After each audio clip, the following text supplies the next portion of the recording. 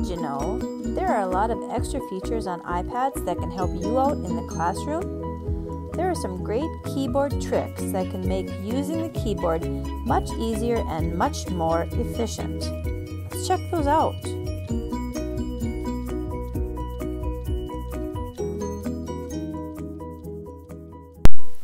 Did you know that your keyboard has some extra features that make some things you do while typing just a little bit easier?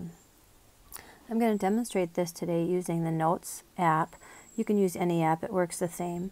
So the first feature that I really like about the keyboards since the last update is that I can more easily move my cursor. Now of course you can always put your finger on your screen and move your cursor by just sliding your finger around. It gives you the magnifying glass and you can try and find your spot easily. This doesn't always seem the most precise way to find your cursor, I guess, or to move your cursor.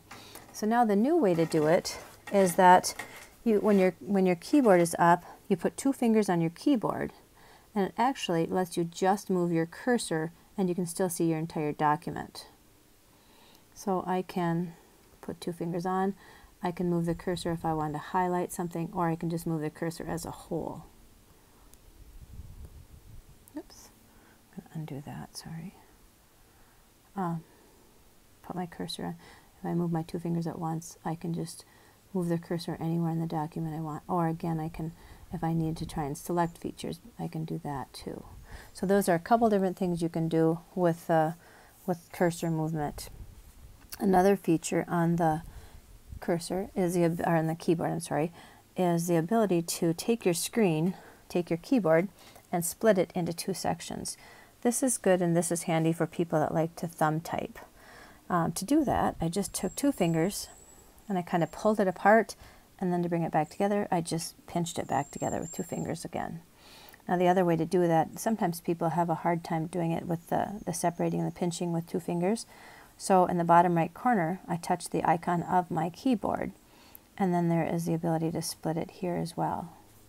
And then I return it. Oops. I can tap that button again, and I can dock and merge.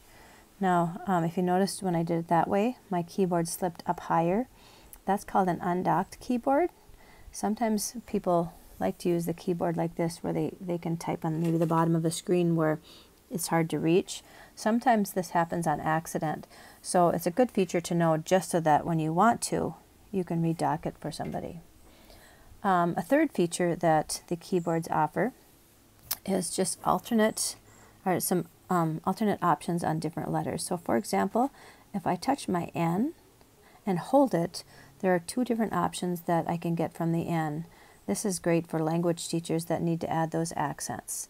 Now this doesn't happen on every letter. Like if I touch and hold the G, there's nothing available.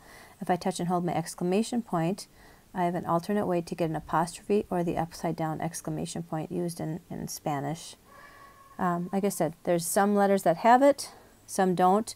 You can just explore, or you can probably search and find out, alternate keys available on the iPad keyboard. So those are just three extra options that is good to know about, maybe to help yourself or to help students. And I hope that makes things a little bit easier.